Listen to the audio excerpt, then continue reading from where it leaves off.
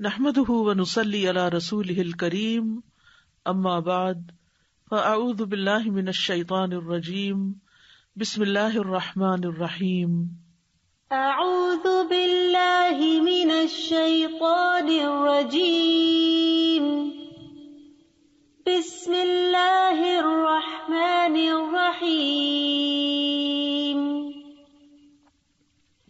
قل یا عبادی الذین اسرفوا علی انفسهم لا تقنطوا من رحمت اللہ ان اللہ یغفر الذنوب جمیعا انہ هو الغفور الرحیم وَأَنِيبُوا إِلَىٰ رَبِّكُمْ وَأَسْلِمُوا لَهُ مِن قَبْلِ أَن يَأْتِيَكُمُ الْعَذَابُ ثُمَّ لَا تُنصَرُونَ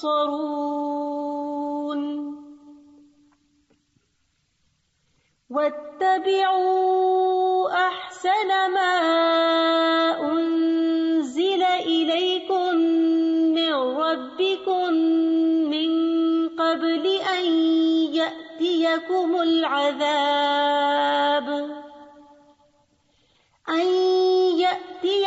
الْعَذَابُ بَغْتَةً وَأَنتُمْ لَا تَشْعُرُونَ أَن تَقُولَ نَفْسٌ يَا حَسْرَتَا عَلَى مَا فَرَّطتُ فِي جَنبِ اللَّهِ وَإِن كُنتُ لَمِنَ السَّاخِرِينَ أَوْ تَقُولَ لَوْ أَنَّ اللَّهَ هَدَانِي لَكُنتُ مِنَ الْمُتَّقِينَ أَوْ تَقُولَ حِينَ تَرَى الْعَذَابَ لَوْ أَنَّ لِي كَرَّةً فَأَكُونَ مِنَ الْمُحْسِنِينَ بَلَى قَدْ جَاءَتْكَ آيَاتِي فَكَذَّبْتَ بِهَا وَاسْتَكْبَرْتَ وَكُنْتَ مِنَ الْكَافِرِينَ کہہ دیجئے اے میرے بندو جنہوں نے اپنی جانوں پر زیادتی کی اللہ کی رحمت سے نا امید نہ ہو جاؤ، بے شک اللہ سب کے سب گناہ بخش دیتا ہے، بے شک وہی تو بے حد بخشنے والا نہایت رحم والا ہے۔ اور اپنے رب کی طرف پلٹ آؤ اور اس کے مطیع ہو جاؤ، اس سے پہلے کہ تم پر عذاب آ جائے پھر تمہاری مدد نہ کی جائے گی، اور اس سب سے اچھی بات کی پیروی کرو جو تمہارے رب کی جانب سے تمہاری طرف نازل کی گئی ہے، اس سے پہلے کہ تم پر اچانک عذاب آ جائے اور تم سوچتے بھی نہ ہو۔ ایسا نہ ہو کہ کوئی شخص کہے ہائے افسوس اس کوتاہی پر جو میں نے اللہ کی جناب میں کی، اور بے شک میں تو مذاق کرنے والوں میں سے تھا، یا کہے کہ اگر واقعی اللہ مجھے ہدایت دیتا تو میں ضرور متقین میں سے ہوتا، یا کہے جب وہ عذاب دیکھے کہ کاش واقعی میرے لیے ایک بار لوٹنا ہو تو میں نیک عمل کرنے والوں میں شامل ہو جاؤں۔ کیوں نہیں، بے شک تیرے پاس میری آیات آئیں تو تو نے انہیں جھٹلا دیا اور تکبر کیا اور تو انکار کرنے والوں میں سے تھا۔ یہ سورۃ الزمر کی آیات ہیں، آیت نمبر 53 سے 59 تک، جو ہم سب کے لیے ایک بہت بڑا میسج رکھتی ہیں، ایک بہت بڑا پیغام ہے اللہ سبحانہ تعالیٰ کی طرف سے ہم سب کے لیے کہ ہم اللہ کی رحمت سے نا امید نہ ہوں۔ اللہ سبحانہ تعالیٰ سب گناہ بخش دیتا ہے، وہ غفور الرحیم ہے۔ ضرورت اس بات کی ہے کہ ہم اپنے رب کی طرف پلٹیں اور اس کی بات مان جائیں، اس کی اطاعت کریں، اس کی فرما برداری کریں، اس سے پہلے کہ ایسی مصیبت آئے کہ پھر کہیں سے مدد نہ آئے۔ اور جو اللہ نے اپنی کتاب میں نازل کیا ہے اس کے بہترین حصے کی پیروی کریں، اس سے پہلے کہ ایسی مصیبت آئے، اچانک آئے اور انسان کو ہوش بھی نہ ہو، احساس بھی نہ ہو.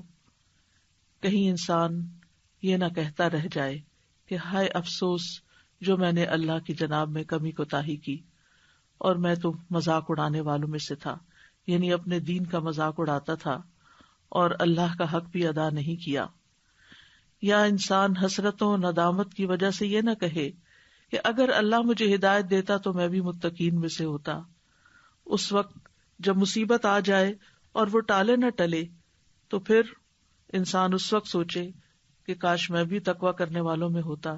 تو آج ہمارے پاس وقت ہے کہ ہم اللہ کی طرف لوٹ آئیں، اللہ کی طرف پلٹ آئیں. آج کل کے ان حالات میں جو لاک ڈاؤن ہے، ہماری سب کی زندگیوں میں، پوری دنیا کے لوگوں کی زندگیوں میں ایک بہت بڑی تبدیلی آئی ہے. یہ سب کچھ کیوں ہو گیا؟ یاد رکھیے، رب کے اذن کے بغیر کچھ بھی ممکن نہیں ہوتا.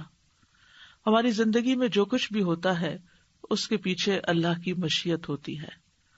وہ اللہ کے حکم سے ہی ہوتا ہے، اس کے اذن سے ہی ہوتا ہے.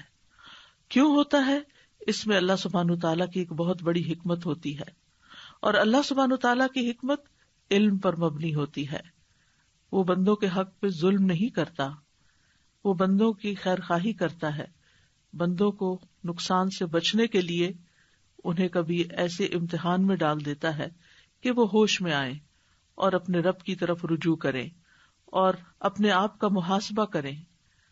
اور پھر اللہ کی طرف جب انسان لوٹے تو اللہ ہی ہے جو پھر بندوں کی دعائیں قبول کرتا ہے، لاچار کی پکار کو سنتا ہے، ستم رسیدہ کی مدد کرتا ہے. جب وہ اسے خفیہ خفیہ پکارتا ہے، دل ہی دل میں پکارتا ہے یا بلند آواز سے پکارتا ہے تو اللہ اس کی سنتا ہے. وہی تکلیفوں کو دور کرتا ہے. اسی کے ذکر سے دل زندہ رہتے ہیں، اسی کے حکم سے سارے معاملات وجود میں آتے ہیں، اسی کی رحمت سے کسی ناپسندیدہ چیز سے چھٹکارا ملتا ہے، اسی کی حفاظت سے ہر چیز کو حفاظت ملتی ہے، اسی کے آسان کرنے سے امیدیں حاصل ہوتی ہیں اور اسی کی اطاعت کی بدولت سعادت حاصل ہوتی ہے. تو بہرحال چونکہ انسانوں کی زندگی میں امتحان ہیں، آزمائشیں ہیں، تو اللہ سبحانہ تعالیٰ نے اس وقت ہم سب پر ایک امتحان بھیجا ہے، ایک وائرس کی شکل میں، جس کے نتیجے میں ہماری زندگیاں اپ سائڈ ڈاؤن ہو گئی ہیں. تمام چیزوں کے اندر ایک تبدیلی پیدا ہو گئی ہے. تبدیلی تو کائنات میں ہر وقت ہوتی ہی رہتی ہے. موسموں میں تبدیلی ہوتی ہے، کبھی دن رات میں تبدیلی ہوتی ہے، کبھی سردی گرمی کی تبدیلی ہوتی ہے، کبھی انسان کی ذاتی زندگی میں غیر معمولی تبدیلیاں آ جاتی ہیں، کبھی انسان کی فیملی کے اندر، خاندان کے اندر تبدیلی پیدا ہو جاتی ہے، کبھی کوئی تبدیلی مشکل لاتی ہے اور کبھی کوئی تبدیلی آسانی لاتی ہے. موجودہ تبدیلی ہم سب کے لیے ایک مشکل تبدیلی ہے، لیکن اللہ سبحانہ تعالی ہمیں اس تبدیلی سے کیوں گزارتا ہے؟ تاکہ ہمارے اندر بھی کچھ تبدیلی آئے. اس تبدیلی سے سیکھنے کا سبق یہ ہے کہ ہم اپنا محاسبہ کریں، اپنے آپ پر غور کریں اور اپنے اندر تبدیلی لائیں، ایک مثبت تبدیلی. کیونکہ یہ وقت ہے ہمارے پاس کہ ہم سوچیں، غور و فکر کریں. ہماری زندگیوں میں جو کمی رہ گئی ہے، جن چیزوں کو ہم سوچتے رہتے کہ کاش ہمارے پاس وقت ہوتا تو ہم یہ بھی کرتے، ہم وہ بھی کرتے. اب اللہ نے ہم میں سے ہر ایک کو کسی نہ کسی شکل میں ایک وافر وقت عطا کیا ہے.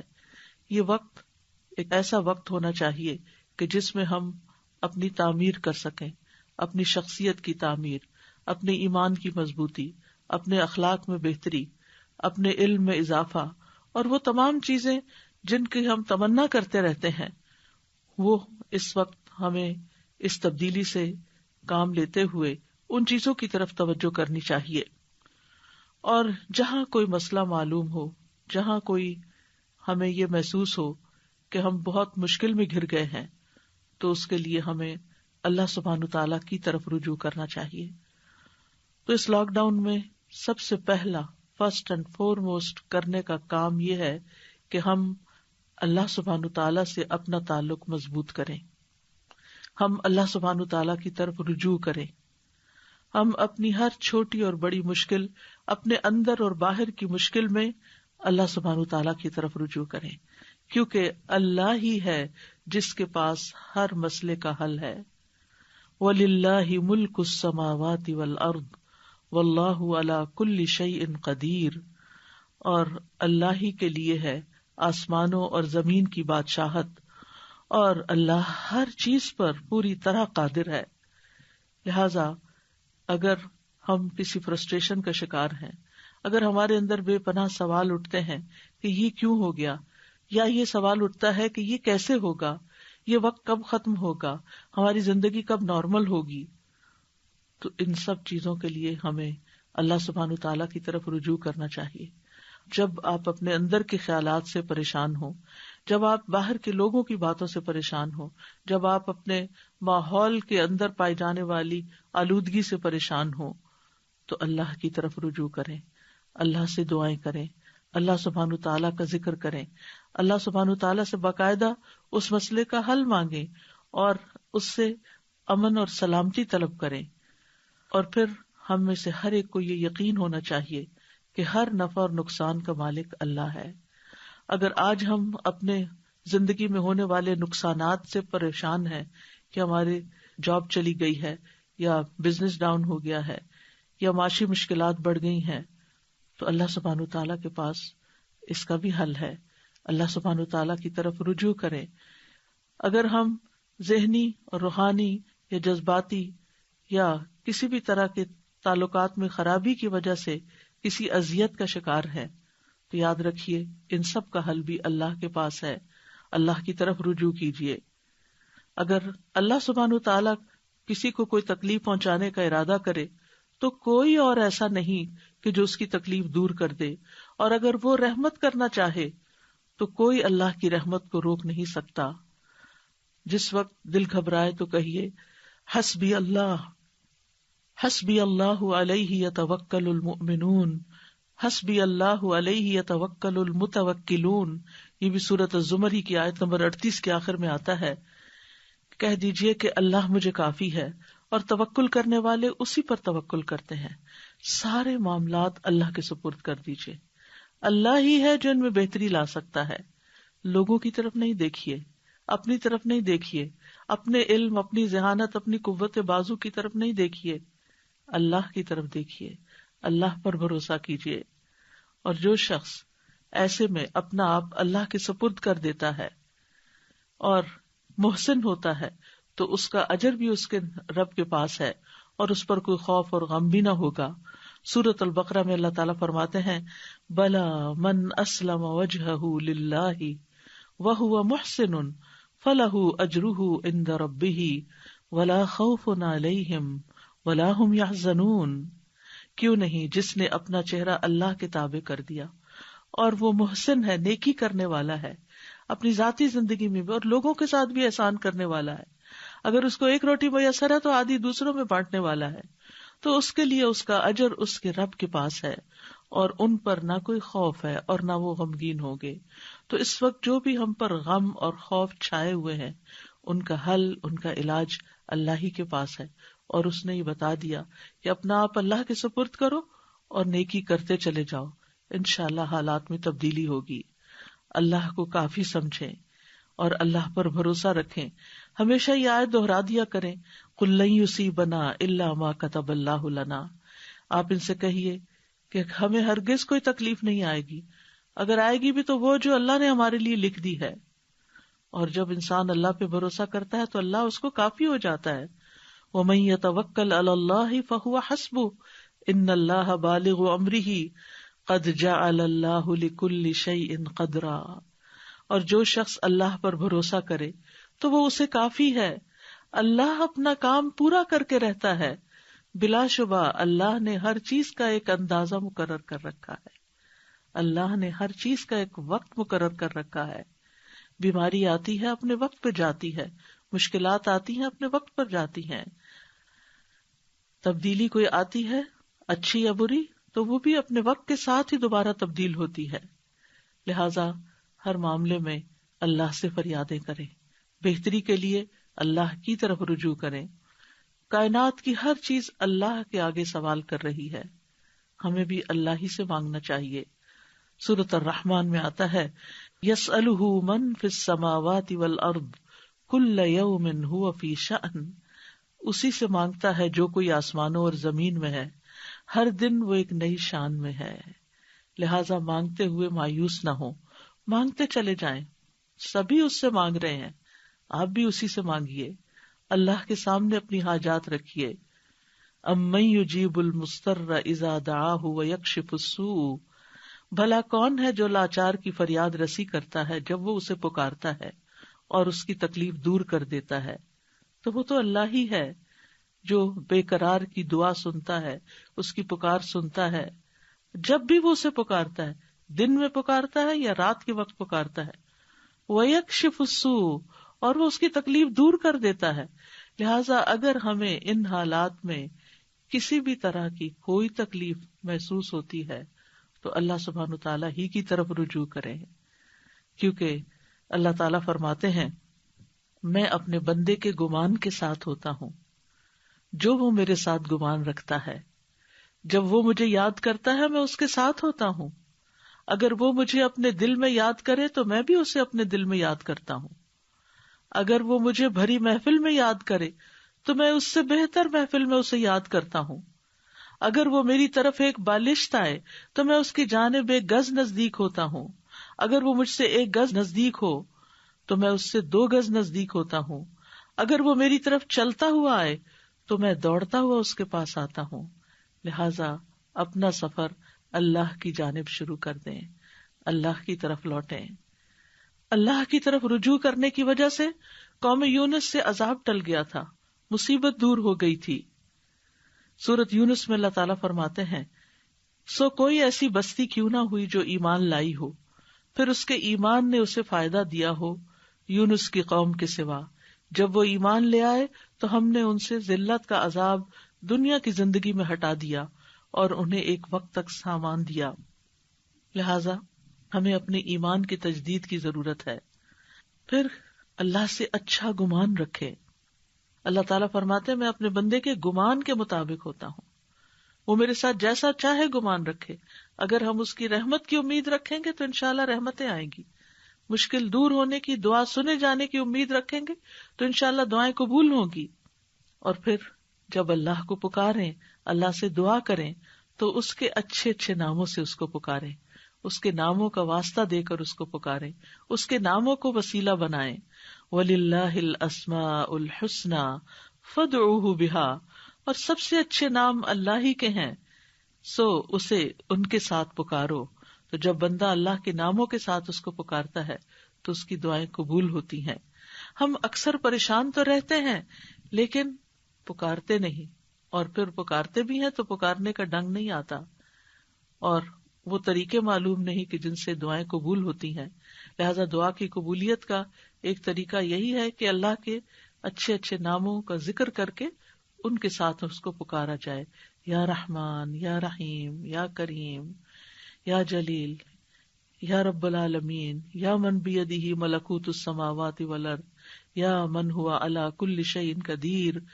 یعنی مختلف طریقے سے اپنے رب کو پکاریں تاکہ دعائیں سنی جائیں، اور صرف اپنے لیے نہیں، پوری دنیا کے مسلمانوں کے لیے، پوری دنیا کے انسانوں کے لیے.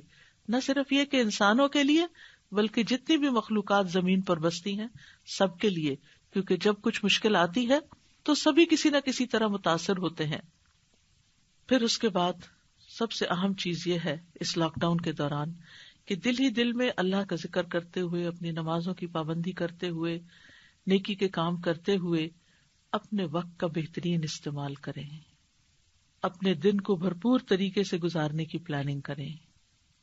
یاد رکھیے یہ زندگی بہت قیمتی ہے. یہ دن تو گزر جائیں گے لیکن ان کے گزرنے کے بعد یا تو آپ لاک ڈاؤن سے پہلے کے وقت سے بہتر انسان بن جائیں گے یا پہلے سے بھی زیادہ زوال پذیر ہو جائیں گے. لہٰذا ہماری پوری کوشش یہ ہونی چاہیے کہ اس وقت کا صحیح استعمال کریں، کیونکہ اسے ایک نہ ایک دن تو گزر ہی جانا ہے. آج نہیں تو کل یہ تو وقت ختم ہو جائے گا، لیکن اس وقت میں ہم نے کیا کیا، اپنے وقت کو استعمال کیسے کیا، وہ باقی رہ جائے گا. تو ہم میں سے ہر ایک کو اپنا اپنا محاسبہ کرنے کی ضرورت ہے. یاد رکھیے یہ وقت ایک امتحان ہے، لیکن اس کے ساتھ ساتھ خود کو بہتر بنانے کا ایک موقع بھی ہے. اللہ کا شکر ادا کریں کہ اس نے ہمیں دنیا کی بھاگ دوڑ سے نکال کر کچھ سوچنے اور کچھ کرنے کے لیے گھروں میں بٹھا دیا، تاکہ ہم اپنے بارے میں سوچیں، اپنی صحت کے بارے میں سوچیں، اپنے دین کے بارے میں سوچیں، اپنے ریلیشن شپس کے بارے میں سوچیں، اپنے خاندان کے بارے میں سوچیں، دنیا میں مظلوم لوگوں کے بارے میں جن پہ ظلم ہو رہے ہیں، جو ہم سے بھی کہیں زیادہ مصیبت کا شکار ہیں، ان کے بارے میں سوچیں، نیکی کے منصوبے بنائیں. اللہ سے وعدہ کریں کہ جب آپ کو وہ اس مشکل سے نکالے تو آپ پہلے سے اچھے انسان بن کر انسانیت کی خدمت کرنے والے بن جائیں گے، دوسروں کے کام آنے والے بن جائیں گے. اور یہ سب کچھ ہمیں دنیا میں شہرت پانے کے لیے نہیں کرنا، بلکہ اپنے کل کے لیے کرنا ہے جب ہماری زندگی ختم ہو جائے گی. قرآن مجید میں اللہ تعالیٰ فرماتے ہیں سورۃ الحشر میں، یا ایھا الذین آمنوا اتقوا اللہ ولتنظر نفس ما قدمت لغد واتقوا اللہ ان اللہ خبیر بما تعملون. اے ایمان والو، اللہ سے ڈرو اور ہر ایک کو یہ دیکھنا چاہیے کہ اس نے کل کے لیے کیا سامان کیا ہے، اور اللہ سے ڈرتے رہو، جو کچھ تم کرتے ہو اللہ یقیناً اس سے پوری طرح باخبر ہے. یعنی تم اپنا وقت کیسے گزار رہے ہو اللہ کو لمحے لمحے کی خبر ہے. لہذا تقویٰ کا لفظ یہاں 2 دفعہ آیا اور درمیان میں یہ بات آئی ہے کہ ہر شخص کو یہ دیکھنا چاہیے کہ اس نے اپنے کل کے لیے کیا تیاری کی ہے. آخرت کی فکر کیجیے، یہ وقت تو گزر جائے گا، لیکن کل آخرت میں کوئی مشکل آ گئی تو پھر بہت بڑی مصیبت میں گرفتار ہوں گے. اس لیے اس کی فکر کرتے ہوئے وہاں کی تیاری کر کے وہاں کے لیے سامان بھیجیے، اور موت سے پہلے پہلے خیر کے کاموں کو جان کر ان پر عمل کرنے کی کوشش کیجیے. یاد رکھیے اس وقت کا بہترین استعمال اپنے علم میں اضافہ کرنا ہے، یعنی اللہ سبحانہ وتعالیٰ کے ساتھ تعلق کے بعد اپنے علم میں اضافہ کرنا ہے. اگر آپ آخرت چاہتے ہیں تو علم کی ضرورت ہے، علم حاصل کرنے کی. آپ دنیا میں کامیاب ہونا چاہتے ہیں تو علم کی ضرورت ہے. آپ دونوں میں کامیاب ہونا چاہتے ہیں، دنیا میں بھی اور آخرت میں بھی، تو بھی علم کی ضرورت ہے. رب زدنی علما. اور اس میں آپ مختلف کتابیں پڑھیں، مختلف لیکچر سنیں. آپ کہیں جا نہیں سکتے، اپنے گھر پر ہیں، آپ کے ساتھ اور لوگ بھی ہیں، اجتماعی مطالعہ کریں، بک ریڈنگ کریں، بچوں کو کتابیں دیں. اب تو لائبریری جانے کی بھی ضرورت نہیں، لائبریریاں آپ کے ہاتھوں میں ہیں، آپ کے موبائل کے اندر، آپ کے گیجٹس کے اندر لائبریریاں موجود ہیں. اچھی کتابیں نکالیں. اور پھر یہ کہ اب صرف ریڈنگ کی نہیں بلکہ آڈیو لائبریریز موجود ہیں جن میں دنیا کی بہترین کتابوں کو سمرائز کر کے ان کی پریسی بنا کر ان کو چند منٹ کے اندر بیان کر دیا گیا ہے. اس سے اچھے اچھے آئیڈیاز لیں اور پھر ان کو اپنے پاس نوٹ کریں کہ اگر اللہ آپ کو مہلت دے، اگر اللہ آپ کو مواقع دے، فرصت تو اب ہے آپ کے پاس لیکن اس کے بعد مواقع دے تو آپ بہترین طریقے سے ان آئیڈیاز کو عمل میں لا سکیں. اور پھر اس کے لیے بہت ضروری ہے کہ آپ اپنے دن کی پوری پلاننگ کریں، آپ اپنا ٹائم ٹیبل بنائیں، اپنا بھی اور گھر میں جتنے لوگ ہیں ان کا بھی. کیونکہ جب آپ اپنے وقت کو باقاعدہ پلان کر لیتے ہیں جس میں کچھ ٹائم اللہ کی عبادت کے لیے ہو، کچھ ٹائم آپ کی اپنی ذاتی ضروریات پوری کرنے کے لیے ہو جیسے کھانا پینا، نہانا دھونا، آرام کرنا، کچھ وقت بچوں کے لیے، خاندان کے لیے، اور جیسے جیسے جس کا ماحول ہے اس کے مطابق جو بھی آپ کی ذمہ داریاں ہیں، جو بھی آپ کے کام ہیں، اور لازماً کچھ وقت علم حاصل کرنے کے لیے. آپ کا ہر دن علم میں پچھلے دن سے بہتر ہو، نئی چیز سیکھیں. بہت سے لوگ غیبت وغیرہ کرتے رہتے ہیں، بیٹھ کر ایک دوسرے کے ساتھ لڑائی جھگڑا کرتے ہیں یا خاندان والوں کی برائیاں یا ماضی کے بیڈ ایکسپیرینس شیئر کرتے رہتے ہیں، کیونکہ اب گھروں کے اندر ایک طرح کی سوشلائزنگ ہی ہو رہی ہے جو گھر کے افراد ہیں ان کے ساتھ.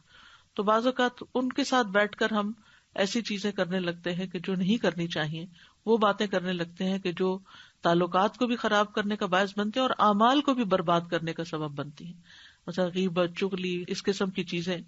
تو ان سے گریز کرنے کے لیے ایک تو یہ ہے کہ ہم کیوں نہ کریں، کیونکہ اللہ کا حکم ہے کہ ایسا نہ کیا جائے، اللہ تعالیٰ نے اس سے منع کیا ہے. لیکن اس کے ساتھ ساتھ یہ بھی ضروری ہے کہ ہم جانیں کہ پھر اس کا آلٹرنیٹ کیا ہے. جب ہمارے پاس ہر روز نئی سیکھنے کی چیز ہوگی تو ہمارے پاس آئیڈیاز ہوں گے شیئر کرنے کے لیے، ہمارے پاس اچھی معلومات ہوں گی شیئر کرنے کے لیے. اور جب ہمارے اندر اچھی معلومات داخل ہوں گی تو ہماری بیڈ میموریز جو ہیں وہ بھی نکلیں گی وہاں سے، اور وہ اوپر سطح پہ ہر وقت نہیں آئے گی.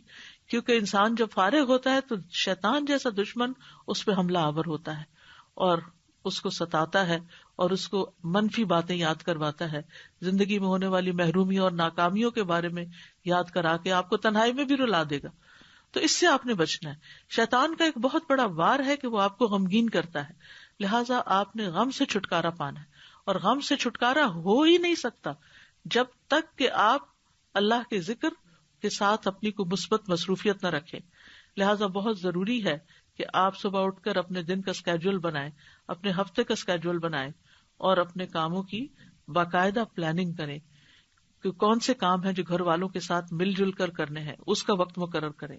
اگر آپ مثال کے طور پر کوئی کلاسز لیتے ہیں آن لائن یا پڑھتے ہیں یا پڑھاتے ہیں تو اس وقت کو اسی کام کے لیے رکھیں، اس میں اور چیزیں نہیں کریں. پھر اسی طرح یہ ہے کہ جب تک آپ گھر والوں کا ٹائم ٹیبل نہیں بنائیں گے آپ کا اپنا ٹائم ٹیبل کام نہیں کرے گا. لہٰذا اس کی کوشش کریں.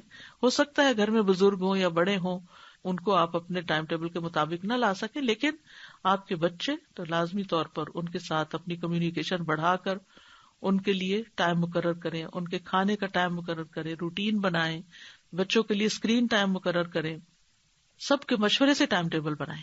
تو اس سے یہ فائدہ ہوگا کہ سب لوگ ایک پیج پر آ جائیں گے، اور اگر کسی کا کوئی اور مشورہ ہے تو وہ بھی اس میں شامل ہو جائے اور سب مل جل کر پھر ایک طریقہ کار کو فالو کریں.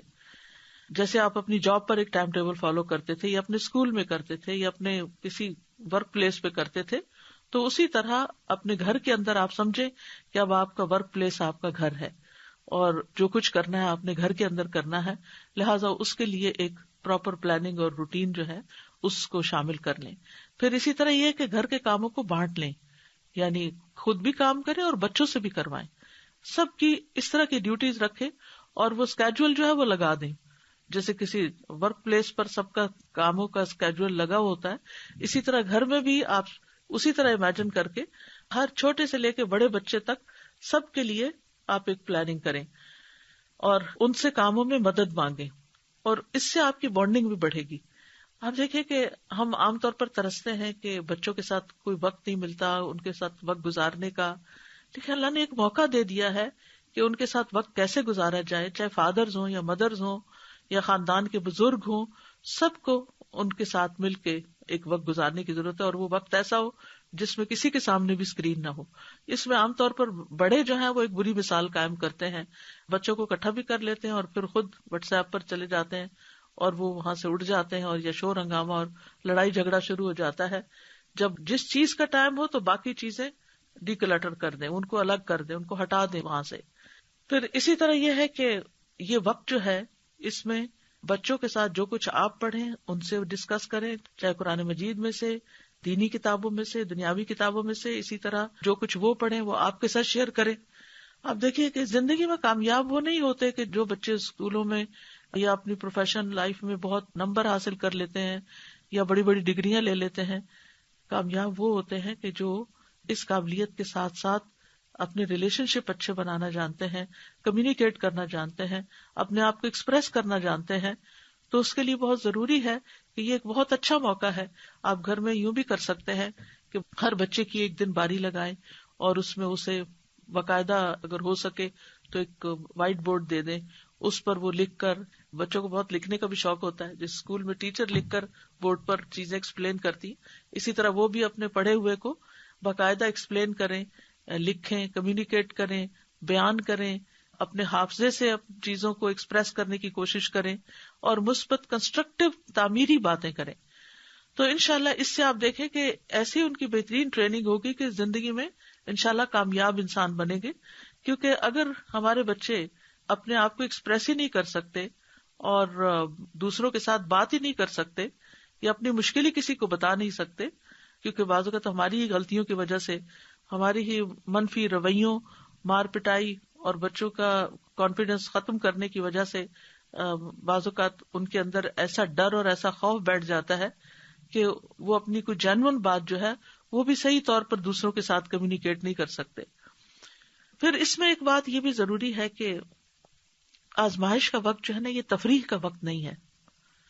ہر وقت ویڈیوز دیکھنا یا گیمز کھیلنا یا ہلا گلا مچانا گھر میں یا صرف کھانے پکانے اور کھانوں کو انجوائے کرنا یا اس طرح کے کاموں میں وقت گزارنے کا نہیں ہے، بلکہ یہ عاجزی کا وقت ہے، تضرع کا وقت ہے، اللہ کی طرف جھکنے اور رجوع کرنے کا وقت ہے.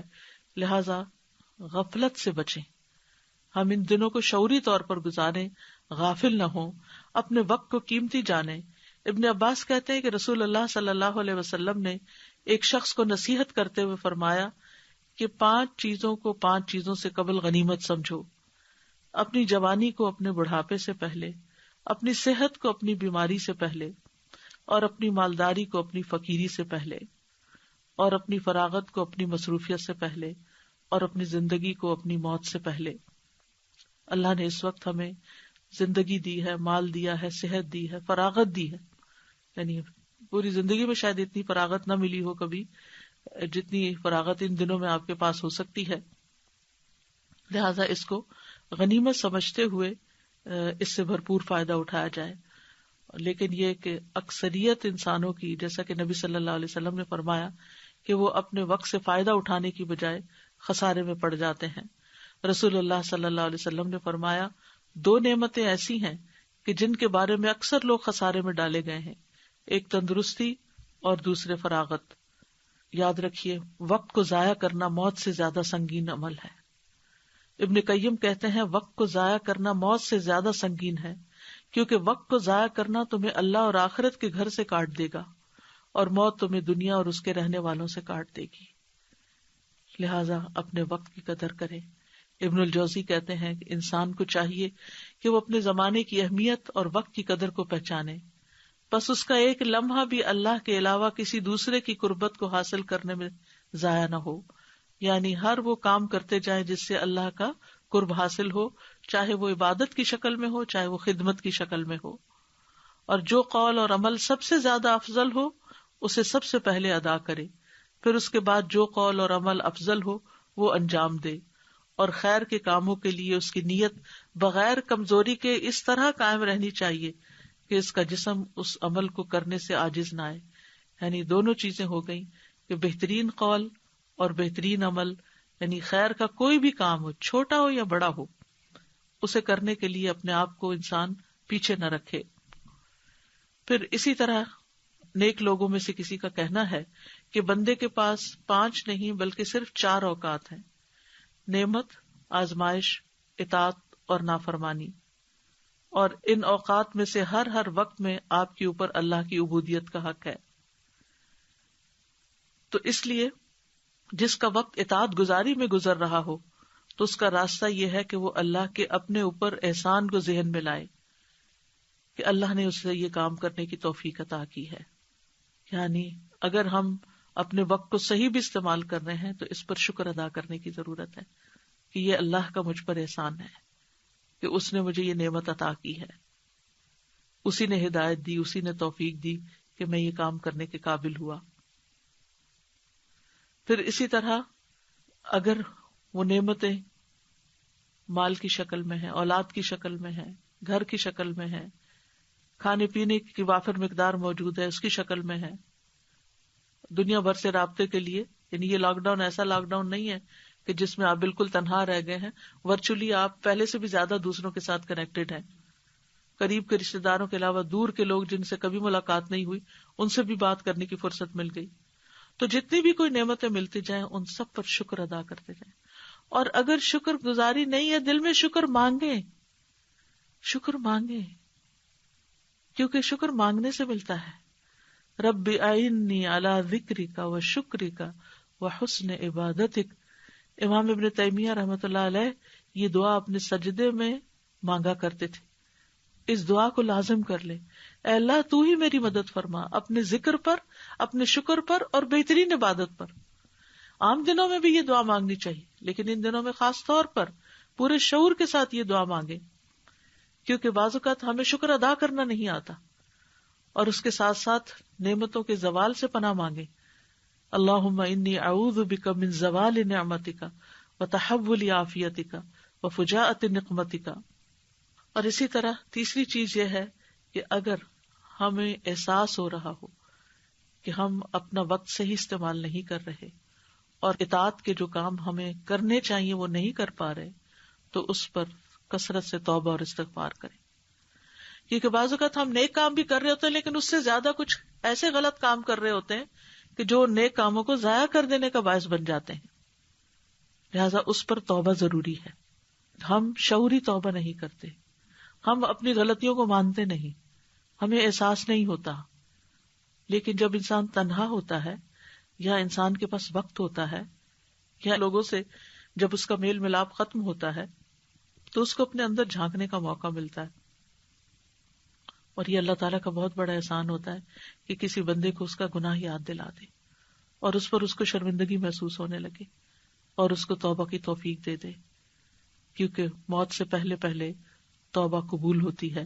لہٰذا ہم سب کو ان اوقات کے ضیاع پر جس میں ہم کوئی پروڈکٹیو کام نہیں کرتے اور جو ہم وقت ضائع کرتے ہیں یا پھر جس وقت میں نافرمانی کے کام کرتے ہیں یا زندگی میں کر چکے ہیں، ان سب پر ہمیں توبہ کرنے کی ضرورت ہے.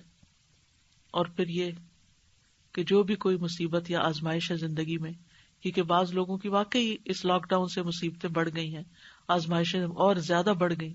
یعنی کچھ لوگ تو صرف بوریت کی مصیبت کا شکار ہیں کہ ان کے پاس سبھی کچھ ہے، کھانے کو بھی ہے، آرام کو بھی ہے، سوشلائزنگ بھی ہے، ہر چیز ہے، لیکن صرف گھر میں رہنا پڑ رہا ہے تو ان کو یہ بہت بڑی قید لگ رہی ہے. تو یاد کریں ان لوگوں کو جو سال ہا سال سے جیل خانوں میں ہوتے ہیں اور مکمل آئسولیشن کی زندگی بسر کر رہے ہوتے ہیں. تو آپ کو اپنی یہ مصیبت بہت ہلکی لگے گی، لیکن اگر صحت کے اعتبار سے مشکل آ گئی ہے یا گھر کا کوئی فرد بیمار ہو گیا ہے تو اس کو اللہ کی رضا سمجھ کر قبول کر لیں. کیونکہ سب سے پہلے کسی بھی چیز کو ایکسپٹ کرنا بڑا ضروری ہوتا ہے کہ یہ اللہ کے اذن سے ہوئی، اللہ کے اذن سے آئی ہے اور اللہ ہی میری مدد کرے گا. لہٰذا اب یہ مشکل آ گئی ہے تو اسے رونے دھونے سے نہیں جائے گی. دعا کرے، اللہ کے آگے زاریاں کرے اور صبر و استقامت سے اس وقت کو گزاریں اور اللہ سبحانہ وتعالیٰ کی رحمت سے نا امید نہ ہو. جس کے اذن سے بیماری آئی ہے اسی کے اذن سے صحت آئے گی اور ضرور انشاءاللہ آئے گی. اللہ سے اچھی امید رکھیں. اور پھر یہ کہ کسی بھی وقت فارغ نہ رہیں. اگر سارے کام آپ نے کر لیے، کیونکہ کچھ لوگ ماشاءاللہ سارا ٹائم ٹیبل بنا کے اس کو بھی سارا فالو کر کے پھر فارغ ہو جاتے ہیں، تو اس وقت کو بہترین ذکر میں گزاریے، کیونکہ بغیر کام کے فارغ بیٹھنا اپنے آپ کو قتل کرنے کے برابر ہے، اپنی زندگی کو ضائع کرنے کے برابر ہے. لہذا ہمیں جو قرآن نے تعلیم دی ہے، نبی صلی اللہ علیہ وسلم کو جو حکم دیا گیا، فَإِذَا فَرَغْتَ فَانصَبْ وَإِلَىٰ رَبِّكَ فَارْغَب، جب آپ فارغ ہوں تو کیا کریں؟ اپنے آپ کو تھکائیں اور اپنے رب کی طرف رغبت کریں. تو ہمیں ایسے وقت میں نفلی عبادات میں مشغول ہو جانا چاہیے. ویسے بھی ہم مسلمانوں کے لیے اللہ سبحانہ وتعالیٰ کی جو رہنمائی ہے وہ کیا ہے؟ وَاعْبُدْ رَبَّكَ حَتَّى يَأْتِيَكَ الْيَقِينُ، اپنے رب کی عبادت کرتے رہو یہاں تک کہ موت آ جائے. تو ہمیں تو موت تک اپنے رب کی عبادت کرنی. اور فتنے اور آزمائش کے وقت عبادت یہ اور بھی زیادہ اجر کا باعث ہے. رسول اللہ صلی اللہ علیہ وسلم نے فرمایا، فتنے کے دور میں عبادت کرنا میری طرف ہجرت کرنے کی طرح ہے. لہذا یہ ایک بہت بڑا موقع ہے کہ جس میں انسان اپنے آپ کو عبادت کے لیے فارغ کرے. اور ویسے بھی فارغ کرنا چاہیے کیونکہ ہمیں اللہ نے اپنی عبادت ہی کے لیے پیدا کیا ہے. نبی صلی اللہ علیہ وسلم نے فرمایا، اللہ عز و جل فرماتا ہے، اے ابن آدم میری عبادت کے لیے اپنے آپ کو فارغ کر لے، یعنی اپنے ٹائم ٹیبل میں عبادت کا وقت نکالے. میں تیرے سینے کو بے نیازی سے بھر دوں گا اور تمہارا فقر دور کر دوں گا، اور اگر تو نے ایسا نہ کیا تو میں تیرے سینے میں مصروفیات بھر دوں گا اور تیرا فقر زائل نہیں کروں گا. لہذا عبادت کے لیے وقت نکالے، اور وہ وقت جو عبادت میں آپ گزاریں گے اس کی برکت سے آپ کو باقی کام کرنے کے لیے بھی بہت آسانی ہو جائے گی اور آپ کا وقت بچ جائے گا. اور خصوصاً اپنی نمازوں کی حفاظت، اول وقت میں ان کو ادا کرنا، خشوع و خضوع سے ادا کرنا، اس کے لیے لازماً انسان کو پلان کرنا چاہیے. کیونکہ بعض اوقات ہم باقی کام پلان کر لیتے ہیں، نماز کا وقت پلان نہیں کرتے کہ کس وقت ادا کرنی ہے. چاہے ہماری شادیاں ہوں یا کوئی پارٹیاں ہوں یا بازار جانے کی مصروفیت ہو یا کسی کی ملاقات کے لیے. آج کل تو یہ سب چیزیں ختم ہیں، لیکن عام روزمرہ زندگی کو انشاءاللہ پھر اسی زندگی کی طرف اللہ نے چاہا تو لوٹیں گے اللہ کے حکم سے. تو ہمیشہ اجتماعی کام ہو یا انفرادی کام ہو، ان میں نماز کے وقت کی پلاننگ ضروری ہے تاکہ سکون سے نماز پڑھی جا سکے. تو عبادت کے لیے وقت نکالنا اتنا ہی عام ہے جیسے آپ اپنے دنیا کے دیگر کام کے لیے وقت نکالتے ہیں. اور خاص طور پر آپ دیکھیں کہ پریشانی کے وقت نماز سے مدد لینا بڑا ضروری ہے. جب بھی دل گھبرائے نوافل کے لیے کھڑے ہو جائیں. نبی صلی اللہ علیہ وسلم اور دیگر انبیاء اور صالحین پریشانی میں نماز ہی کی طرف رجوع کرتے تھے. حضرت حذیفہ کہتے ہیں کہ نبی صلی اللہ علیہ وسلم کو جب کوئی مسئلہ درپیش ہوتا آپ نماز پڑھنے لگتے. ہم اپنے آپ سے پوچھیں کہ ہم نے اپنے مسائل کے حل میں کتنی دفعہ نماز سے مدد لی ہے. اور اسی طرح دیگر انبیاء کا بھی یہی طریقہ تھا. نماز جو ہے انسان کو مضبوط بنانے کا ذریعہ ہے، گھبراہٹ دور کرنے کا ذریعہ ہے. اور فرائض کے ساتھ ساتھ نوافل کا بھی اہتمام کریں، کیونکہ اس سے انسان کو اللہ سبحانہ وتعالیٰ کا قرب نصیب ہوتا ہے. چونکہ آپ گھر میں ہی ہیں تو اس لیے کوشش کریں کہ رات جلد سو کر صبح قیام اللیل کے لیے اٹھیں، یعنی تہجد کے لیے، کیونکہ تہجد سے بڑھ کر کوئی چیز ایسی نہیں کہ جو برائیوں کا کفارہ بھی ہو اور بیماریوں کا علاج بھی ہو. رسول اللہ صلی اللہ علیہ وسلم نے فرمایا، سنن ترمذی کی روایت ہے، رات کا قیام لازم پکڑو، پس بے شک وہ تم سے پہلے کے نیک لوگوں کا طریقہ ہے اور وہ تمہارے رب کے قرب کا ذریعہ ہے، برائیوں کا کفارہ ہے اور گناہوں سے رکاوٹ ہے. ابن قیم کہتے ہیں، قیام اللیل حفظان صحت کے اسباب میں سے سب سے زیادہ نفع مند سبب ہے اور بہت سے لا علاج امراض کو روکنے والے امور میں سے سب سے زیادہ روکنے والا ہے. یعنی لا علاج بیماریاں جو ہیں ان کا علاج تہجد میں ہے، اور جسم، روح اور دل کو بہت چاق و چوبند رکھنے والا ہے. تو اس لیے شفا کے لیے بھی تہجد پڑھیں، بیماری آنے سے پہلے پریونشن کے لیے بھی اور آ جائے تو بھی. اور چونکہ وہ دعاؤں کی قبولیت کا وقت ہوتا ہے، اللہ سے قرب کا وقت ہوتا ہے، تو انسان کے اندر ایک خاص قسم کی راحت اور سکون پیدا ہوتا ہے. اور پھر شفا کے لیے قرآن سے تعلق. ویسے بھی جو آپ پلاننگ کریں اپنے اس وقت کی، کیونکہ بعض جگہوں پر آج ہی جیسے کینیڈا میں 24 ڈیز کے لیے مزید لاک ڈاؤن کو ایکسٹینڈ کر دیا گیا ہے، تو اب آپ کے پاس وقت ہے کہ ان 24 دنوں میں آپ کیا کر سکتے ہیں. مثلاً قرآن کی کتنی صورتیں آپ یاد کر سکتے ہیں. کل ہی مجھ سے کوئی شیئر کر رہا تھا کہ انہوں نے آیات سکینہ بھی زبانی یاد کر لی ہیں، اور اسی طرح شاید 5 صورتیں یا کچھ اور چیز بھی تھی وہ بھی انہوں نے یاد کر لی ہے صرف اسی لاک ڈاؤن کے دوران، کیونکہ اور زیادہ باہر نکلنا نہیں، جاب پہ بھی نہیں جانا، کام نہیں، تو انہوں نے قرآن کے اہم حصوں کو یاد کرنا شروع کر دیا. تو جن لوگوں کے پاس ایسا وقت ہے اور فرصت ہے تو اپنے قرآن سے تعلق میں اضافہ کریں، کیونکہ قرآن ان لوگوں کے لیے جو ایمان لائے ہدایت اور شفا ہے. وَنُنَزِّلُ مِنَ الْقُرْآنِ مَا هُوَ شِفَاءٌ وَرَحْمَةٌ لِّلْمُؤْمِنِينَ، اور ہم قرآن کے ذریعے سے وہ چیز نازل کرتے ہیں جو مومنوں کے لیے شفا اور رحمت ہے. قرآن کی وجہ سے اللہ کی رحمت ملتی ہے، ہم و غم دور کرنے کا ذریعہ ہے. اور وہ دعا تو یاد ہی کر لیں لازماً، جس کے بارے میں نبی صلی اللہ علیہ وسلم نے فرمایا، جب کسی شخص کو کوئی غم اور دکھ لاحق ہو اور وہ یہ کلمات کہہ لے تو اللہ اس کے ہم و غم کو دور کر کے اس کی جگہ کشادگی پیدا کر دے گا. تو آپ سے پوچھا گیا، اللہ کے رسول کیا ہم اسے سیکھ نہ لیں؟ تو آپ نے فرمایا، کیوں نہیں، جو اسے سنے اسے چاہیے کہ اسے سیکھ لے. یہ دعائیں آپ کو انشاءاللہ الہدیٰ کی جو ایپس ہیں دعا کیجیے، اور اسی طرح قرآنی اور مسنون دعائیں ان میں آپ کو یہ دعا مل جائے گی.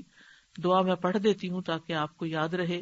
اللہم انی عبدک وابن عبدک وابن امتک ناصیتی بیدک ماض فی حکمک عدل فی قضاؤک اسألک بکل اسم هو لک سمیت به نفسک او علمتہ احدا من خلقک او انزلتہ فی کتابک او استأثرت به فی علم الغیب عندک ان تجعل القرآن ربیع قلبی ونور صدری وجلاء حزنی وذہاب ہمی. اے اللہ، میں تیرا بندہ ہوں، تیرے بندے کا بیٹا اور تیری بندی کا بیٹا. میری پیشانی تیرے ہاتھ میں ہے، میری ذات پر تیرا ہی حکم چلتا ہے، میری ذات کے متعلق تیرا فیصلہ عدل و انصاف والا ہے. میں تجھے تیرے ہر اس نام کا واسطہ دے کر کہتا ہوں جو تو نے اپنے لیے خود تجویز کیا، یا اپنی مخلوق میں سے کسی کو وہ نام سکھایا، یا اسے اپنی کتاب میں نازل فرمایا، یا اپنے پاس علم غیب میں ہی اسے محفوظ رکھا، یعنی ہمیں نہیں معلوم اس نام کا. تو ان سارے ناموں کا واسطہ دے کر میں تجھ سے سوال کرتا ہوں کہ تو قرآن کو میرے دل کی بہار، سینے کا نور، غم میں روشنی اور پریشانی کی دوری کا ذریعہ بنا دے. تو انشاءاللہ اس دعا سے آپ کے غم بھی دور ہوں گے اور اس کے ساتھ ساتھ قرآن سے بھی تعلق مضبوط ہوگا. تو قرآن پاک کو ناظرہ بھی پڑھیں، تلاوت کریں، حفظ بھی کریں. اگر آپ اچھے جانتے ہیں تو دوسروں کو پڑھانا شروع کریں.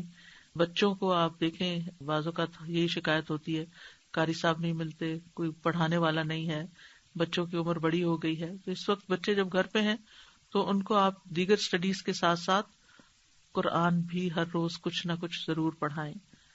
اگر آپ خود پڑھا نہیں سکتے، آپ کی تجوید ٹھیک نہیں ہے، تو خلیفہ تنیجی کا قرآن کہلوانے کا بہت اچھی آڈیوز ہیں، اس کے ذریعے آپ ان کو لگا کے دے سکتے ہیں.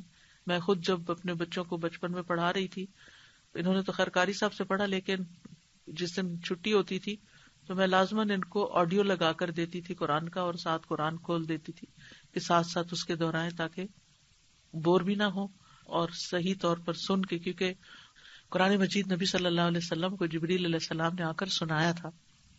تو قرآن کے سننے کی بھی پریکٹس کروائیں. اور خود بھی گھر میں جب کام کاج کر رہے ہو تو آپ قرآن کی تلاوت ضرور سنا کریں. اسی طرح اگر آپ اکیلے ہیں گھر میں اور آپ مثلا ناشتہ کر رہے ہیں یا آپ کھانا کھا رہے ہیں، تو آپ اپنے لیے کچھ حصہ مقرر کر لیں کہ اس دوران مجھے اتنا تو ضرور سننا ہے. اور اس میں بھی کچھ مشکل نہیں، آپ کے موبائل میں قرآن مجید کی جو ایپ ہے، ایسی ایپ ڈاؤن لوڈ کر لیں، جیسے قرآن مجید کے نام سے ہی ایپ ہے اور اس کے ساتھ آڈیو بھی ہے، آپ اس کو لگا لیں اور جہاں تک بھی سن سکے سنیں، پھر اس کو بند کر دیں، اگلے دن پھر وہیں سے شروع کر لیں. اور تو اس طرح سنتے سنتے ایک پورا قرآن آپ سن کر مکمل کر سکتے ہیں ان دنوں میں.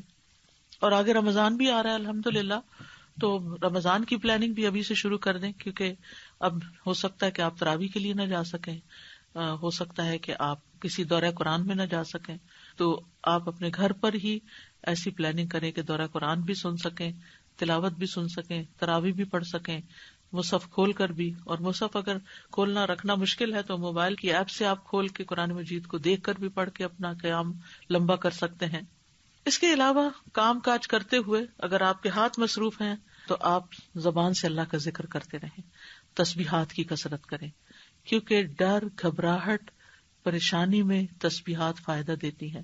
خصوصاً دل کی جو تنگی ہوتی ہے، سینے کی گھٹن جو ہوتی ہے، غم کا بوجھ جو سینے پر ہوتا ہے، اس کے لیے نبی صلی اللہ علیہ وسلم کو اللہ تعالیٰ نے حکم دیا، وَلَقَدْ نَعْلَمُ أَنَّكَ يَضِيقُ صَدْرُكَ بِمَا يَقُولُونَ، ہم یقیناً جانتے ہیں کہ بے شک آپ کا سینہ اس سے تنگ ہوتا ہے جو وہ کہتے ہیں، یعنی لوگوں کی باتوں سے.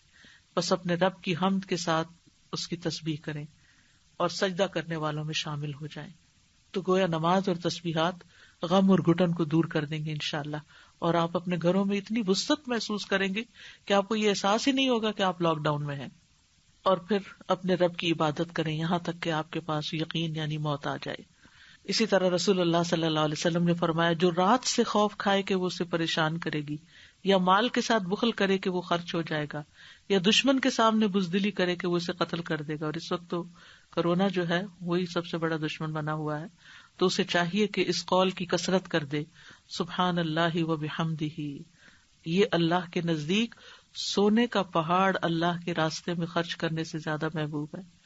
تو اتنا آسان کلمہ ہے، سبحان اللہ و بحمدہ، سبحان اللہ و بحمدہ، سبحان اللہ و بحمدہ. اور ایک دفعہ آپ شعوری طور پر عادت ڈالیں گے تو پھر آپ کرنا بھی شروع ہو جائیں گے. اسی طرح آپ دیکھیے کہ آپ جگہ جگہ اسٹیکر بھی گھر میں لگا سکتے ہیں، مثلا کچن میں آپ جہاں کام کرتے ہیں وہاں پر. پھر اسی طرح اگر آپ ٹریڈ مل پہ کھڑے ہیں تو وہاں پر مختلف جگہوں پر مختلف کاموں کے ساتھ مختلف اذکار، مثلا تسبیح ہے، درود شریف ہے، استغفار ہے، لا الہ الا اللہ وحدہ لا شریک لہ لہ الملک و لہ الحمد وہو علی کل شیء قدیر، سبحان اللہ والحمد للہ ولا الہ الا اللہ واللہ اکبر، پھر ولا حول ولا قوۃ الا باللہ. تو یہ ساری چیزیں جو ہیں یہ اور اسی طرح غموں سے خاص نجات کے لیے لا الہ الا انت سبحانک انی کنت من الظالمین، اور اس سے دعائیں بھی قبول ہوتی ہیں۔ مسند احمد کی روایت ہے، کوئی بھی مسلمان جب کسی معاملے میں ان الفاظ کے ساتھ اپنے رب سے دعا کرے وہ دعا ضرور قبول ہوگی، اور وہ کیا ہے؟ وہ جو ذوالنون کی دعا ہے جو مچھلی کے پیٹ میں تھے، لا الہ الا انت سبحانک انی کنت من الظالمین۔ تو تسبیحات جو ہیں وہ انسان کے بچاؤ کا ذریعہ ہے۔ کلمات باقیات صالحات کہا گیا تسبیحات کو۔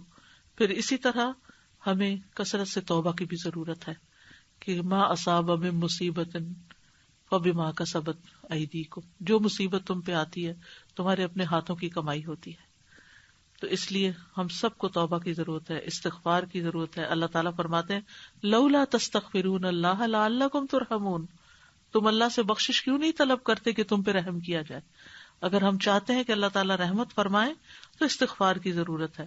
استغفار کی وجہ سے اللہ کا عذاب بھی ٹل جاتا ہے۔ نبی صلی اللہ علیہ وسلم نے فرمایا انسان جب تک اللہ عز و جل سے استغفار کرتا ہے اس وقت تک اللہ کے عذاب سے محفوظ رہتا ہے۔ پھر اسی طرح بیماریوں کا علاج بھی ہے۔ قتادہ کہتے ہیں بے شک یہ قرآن تمہیں تمہاری بیماری اور علاج بتاتا ہے، گناہ تمہاری بیماری ہیں اور استغفار ان کا علاج ہے۔ پھر اسی طرح ان دنوں میں بہت سے لوگ سوشل میڈیا میں طرح طرح کی فنی چیزیں بنا کے وائرل کرتے رہتے ہیں، کوئی سچی باتیں کوئی جھوٹی باتیں، ان سب چیزوں سے بھی ہمیں توبہ کرنی چاہیے۔ ایک تو یہ کہ ہم اپنا وقت ضائع کرتے ہیں اور جھوٹ بول کر اللہ کی رحمت سے محروم ہوتے ہیں، اور غلط انفارمیشن دوسروں کو دے کر ہم مجرم بنتے ہیں، اور اس کے ساتھ ساتھ یہ کہ اللہ تعالیٰ کو ناراض کرتے ہیں۔ تو اس لیے بہت ضروری ہے کہ ہم اپنے وقت کو ان فضول چیزوں میں ضائع کرنے کی بجائے ایسی چیزیں بنا کے اپنا اور دوسروں کا وقت ضائع کرنے کی بنسبت ہم اللہ کے حضور توبہ استغفار کریں، کیونکہ اللہ سبحانہ وتعالی ہم سے تضرع چاہتا ہے کہ ہم عاجزی اختیار کریں، زاری کریں۔ اور پھر نبی صلی اللہ علیہ وسلم کا جو طریقہ تھا مختلف مشکلات کے آنے کے موقع پر، وہ کیا کہ انسان کثرت سے استغفار کر کے عاجزانہ طریقے سے اللہ سے دعا کر کے اس کی طرف رجوع کرے، کیونکہ شیطان انسان کے برے کاموں کو اس کے لیے خوشنما بنا دیتا ہے۔ تو شیطان کے وار سے بچنے کے لیے بھی ضروری ہے کہ انسان اللہ کی پناہ لے، اور ہمیں یہ دعا کرنی چاہیے کہ اللہ اس وبا کو ہم سے پھیر دے اور بیماری کے شر سے محفوظ رکھ، اور اس بیماری سے اور ساری بیماریوں اور وباؤں اور فتنوں سے جو ظاہر ہیں جو باطن ہیں ان سب سے ہمیں بچا کے رکھے، کیونکہ اللہ تعالیٰ ہی ہر چیز پر قادر ہے۔ لہٰذا دعاؤں کا خوب اہتمام کرنا چاہیے، دعا کو لازم کر لینا چاہیے۔ اگر کوئی بیمار ہے تو حضرت ایوب علیہ السلام کی دعا انی مسنی الضر وانت ارحم الراحمین، اور پھر پورے اخلاص اور توجہ سے دعا مانگے، خشوع و خضوع سے مانگے۔ ادعوا ربکم تضرعا وخفیا، اپنے رب کو عاجزی کے ساتھ اور چپ کے پکارو، رو کے دعا کریں اللہ سبحانہ وتعالیٰ سے، اور خصوصاً رات کے وقت تہجد کے وقت دعائیں۔ پھر حفاظت کی دعائیں صبح اور شام، یعنی فجر کی نماز پڑھنے کے بعد سے لے کے سورج نکلنے تک، اور پھر شام کے وقت بھی اسی طرح عصر کی نماز کے بعد سے لے کر مغرب کی نماز تک۔ ابن قیم کہتے ہیں صبح و شام کی اذکار زرہ کے قائم مقام ہے۔ یہ ایاک نستعین میں حفاظت کی دعائیں ہیں، اور صبح شام کی اذکار اس کی بھی ایپ ہے، آپ ڈاؤن لوڈ کر سکتے ہیں اور وہاں سے دیکھ کے بھی پڑھ سکتے ہیں جن لوگوں کو زبانی یاد نہیں۔ فرمایا کہ یہ صبح اور شام کی اذکار جو ہے زرہ کے قائم مقام ہے، جیسے جیسے یہ زرہ موٹی ہوگی ویسے ویسے اس کو پہننے والا متاثر نہیں ہوگا، یعنی ایک شیلڈ کا کام دیں گے، آپ کے اوپر کوئی جراثیم اور کوئی بیماریاں اٹیک نہیں کریں گی انشاءاللہ۔ پھر اسی طرح محبتین، اور پھر عافیت کی دعا، اللہم انی اسألک العفو والعافیہ۔ حضرت ابن عمر کہتے ہیں کہ رسول اللہ صلی اللہ علیہ وسلم جب صبح و شام کرتے تو ان دعاؤں کا پڑھنا نہیں چھوڑتے تھے۔ پھر اسی طرح فتنوں سے بچنے کی دعا، بری بیماریوں سے حفاظت کے لیے دعا جو نبی صلی اللہ علیہ وسلم سے ثابت ہے، اللہم انی اعوذ بک من البرص والجنون والجذام ومن سیئ الاسقام۔ اے اللہ میں تیری پناہ چاہتا ہوں برس سے، پاگل پن سے، کوڑھ سے اور بری بیماریوں سے۔ پھر اسی طرح ہم و غم سے بچنے کی، کیونکہ بعض اوقات جسمانی بیماری نہیں تو روحانی بیماریاں لگ جاتی ہیں، تو یہ دعا بہت خوبصورت ہے، اللہم انی اعوذ بک من الہم والحزن والعجز والکسل والبخل والجبن وضلع الدین وغلبۃ الرجال، اے اللہ میں تیری پناہ مانگتا ہوں دکھ، غم، عاجزی، سستی، بخل، بزدلی، قرضداری کے بوجھ اور لوگوں کے اوپر اپنے غلبے سے. پھر اسی طرح ہر شر سے بچنے کی دعائیں ہیں، بری موت سے حفاظت کی دعا ہے، زندگی اور موت کے فتنے سے بچنے کی دعائیں ہیں. یہ دعائیں آپ کو انشاءاللہ ایاک نستعین میں اور قرآنی اور مسنون دعاؤں میں انشاءاللہ مل جائیں گی. ان کی ایپس آپ ڈاؤن لوڈ کر لیجئے اور ان کے لیے بھی وقت مقرر کیجئے کہ کسی وقت میں آپ یہ دعائیں ضرور پڑھ لیں، خصوصاً قبولیت کے اوقات میں. اگر دل گھبرانے لگے تو یا حی یا قیوم برحمتک استغیث، اللہ اللہ ربی لا اشرک بہ شیئا. پھر اسی طرح نبی صلی اللہ علیہ وسلم پر جب کوئی تکلیف آتی تو آپ یہ دعا پڑھتے، لا الہ الا اللہ العظیم الحلیم، لا الہ الا اللہ رب العرش العظیم، لا الہ الا اللہ رب السماوات ورب الارض ورب العرش الکریم. پھر اسی طرح اگر ڈر لگ رہا ہو بہت تو اعوذ بکلمات اللہ التامۃ من غضبہ وشر عبادہ ومن ہمزات الشیاطین وان یحضرون. میں اللہ کے سارے کلمات کی پناہ میں آتا ہوں اس کی ناراضگی سے، اس کے بندوں کی شرارتوں سے، شیطان کے وسوسوں سے، اور اس بات سے کہ وہ میرے پاس آئیں. پھر رات کو جب سونے لگے تو حفاظت کی دعائیں پڑھیں. سونے جاگنے کے اذکار کتاب کی شکل میں بھی موجود ہیں، کارڈ بھی ہے اس کا اور ایپ بھی موجود ہے. اور رات کو اگر آپ بستر میں لیٹ بھی گئے تو اپنے موبائل سے ایپ کھول کر اپنی دعائیں یہ پڑھ کر سوئیں. اور پھر یہ کہ نیک اعمال کی طرف سبقت کریں، یعنی خوف سے بچنے کا ذریعہ کیا ہے کہ انسان عبادت بھی کرے اور خدمت بھی کرے، اور اعمال کا دار و مدار ان کے خاتمے پہ ہے. لہذا اگر اللہ نے زندگی رکھی ہے تو مزید نیکیاں کرنے کی توفیق دے، اور اگر زندگی پوری ہونے کے دن قریب آ رہے ہیں تو خاتمہ بالخیر ہو، نیک اعمال میں ہو. پھر اسی طرح فتنوں کے دور میں گھروں کو لازم کر لینا، یہ بھی ہمارے دین کی تعلیم میں سے ہے. اور پھر گھر میں رہتے ہوئے گھر والوں کے ساتھ اچھے اخلاق سے پیش آنا، کیونکہ بہت سا سننے میں یہ آ رہا ہے کہ لوگ گھروں میں ہونے کی وجہ سے آپس میں لڑنا شروع ہو گئے ہیں، طلاقیں ہونا شروع ہو گئی ہیں، ایک دوسرے کو ابیوز کیا جا رہا ہے، بچوں کی پٹائی ہو رہی ہے. یہ ساری چیزیں ہمارے سیئات میں شامل ہو جاتی ہیں. بات یہ ہے کہ اگر آپ کسی کے بھی ساتھ رہنا چاہتے ہیں تو اس سے جھگڑا نہ کریں، اور اگر نہیں رہنا چاہتے تب بھی جھگڑا نہ کریں، پھر خوش اسلوبی سے الگ ہو جائیں. لیکن ساتھ بھی رہنا اور ہر روز چخ چخ لگائے رکھنا، لڑتے جھگڑتے رہنا، تنقید کرنا، یہ گلاس یہاں کیوں رکھ دیا، وہ پانی وہاں کیوں گر گیا، یہ کیا ہو رہا ہے گھر میں. کیونکہ مرد حضرات جب گھر پر ہوتے ہیں تو پھر بعض اوقات خواتین کے کام میں مداخلت کرنے لگتے ہیں، جس سے وہ غضبناک ہو کر جواب دینا شروع کر دیتی. تو ہر ایک کو دوسرے کو سپیس دینے کی ضرورت ہے، دوسرے کی غلطی کو معاف کرنے کی ضرورت ہے. کیونکہ نبی صلی اللہ علیہ وسلم نے فرمایا تم میں سے بہتر وہ ہے جو اپنے گھر والوں کے لیے بہتر ہو، اور تم سب کی نسبت میں اپنے گھر والوں کے لیے بہتر ہوں. تو ہمارے لیے بہترین نمونہ ہے نبی صلی اللہ علیہ وسلم. حسن بصری کہتے ہیں کہ اللہ کے نزدیک پسندیدہ بندے وہ ہیں جو اپنے اہل و عیال کو سب سے زیادہ نفع دینے والے. تو یہ کتنا اچھا موقع ہے اللہ کا پسندیدہ بننے کا کہ اپنے گھر والوں کو ہم خوب خوب فائدہ پہنچائیں، خوب خوب ان کی خدمت کریں، ان کے کام آئیں، ان کے ساتھ اپنے تعلقات اور ریلیشنز کو پہلے سے بھی اچھا بنا لیں. ابو عبداللہ الجدلی کہتے ہیں میں نے حضرت عائشہ سے پوچھا رسول اللہ صلی اللہ علیہ وسلم کا اپنے گھر والوں کے ساتھ اخلاق کیسا تھا؟ انہوں نے کہا آپ تمام لوگوں میں سب سے زیادہ اچھے اخلاق والے تھے. بےہودہ گو، بتکلف بےہودہ گوئی کرنے والے، بازاروں میں شور کرنے والے ہرگز نہ تھے. برائی کا بدلہ برائی سے نہیں دیتے تھے بلکہ معاف کر دیتے تھے اور درگزر کرتے تھے. تو یاد رکھیے یہ کی ہے معاف کر دینا، معاف کرتے چلے جائیں. کسی نے نبی صلی اللہ علیہ وسلم سے سوال کیا کہ میں اپنے خادم کو دن میں کتنی دفعہ معاف کروں؟ آپ نے فرمایا 70 بار. اگر خادم یا غلام کو 70 بار معاف کرنا ہے تو بیوی کو کتنی دفعہ معاف کرنا ہے، بچوں کو کتنی دفعہ معاف کرنا ہے، کیونکہ اس کے بغیر تعلقات اچھے ہو نہیں سکتے. پھر اسی طرح اللہ سبحانہ وتعالی بہت مہربان ہے، مہربانی اور بلند اخلاق کو پسند کرتا ہے. تو ہم کیا چاہتے ہیں؟ یہ رسول اللہ صلی اللہ علیہ وسلم کا فرمان ہے. ہم کیا چاہتے ہیں کہ ہم اللہ کے محبوب بنے یا گھٹیا پن اختیار کر کے اللہ تعالیٰ کے مبغوض بنے؟ ہمیں سے کوئی بھی یہ نہیں چاہے گا. لہٰذا ضروری ہے کہ ہم اپنے اخلاق پر بھی ورک کریں اور اچھے اخلاق کے ساتھ لوگوں کے ساتھ بھلائی کریں. نبی صلی اللہ علیہ وسلم نے فرمایا ہر بھلا کام جو اب تم اپنے گھر والوں کے ساتھ کرو وہ ان پر صدقہ ہے. اور پھر صبر سے کام لیں, اور صبر ہوتا ہے اپنے آپ کو روک لینا. صرف جب کوئی بات بری لگے تو پہلے چند منٹ ایسے ہوتے ہیں کہ جس میں انسان اگر اپنے آپ کو روک لے, اپنی زبان بند رکھے, تو بہت سا فتنہ فساد جو ہے وہ ختم ہو جاتا ہے. اور آپس میں محبت سے رہنے کی ضرورت ہے. رسول اللہ صلی اللہ علیہ وسلم نے فرمایا تم جنت میں داخل نہیں ہوگے جب تک ایمان نہیں لاؤ گے, اور ایمان نہ لاؤ گے جب تک کہ آپس میں محبت نہیں کرو گے. تو یہ محبت صرف باہر والوں سے نہیں, اپنے گھر والوں سے بھی کرنا ضروری ہے. گھر والوں سے چونکہ ہمیں اذیت اور تکلیف پہنچتی ہے تو ہم بھول جاتے ہیں کہ اس کے جواب میں محبت بھی دی جا سکتی ہے.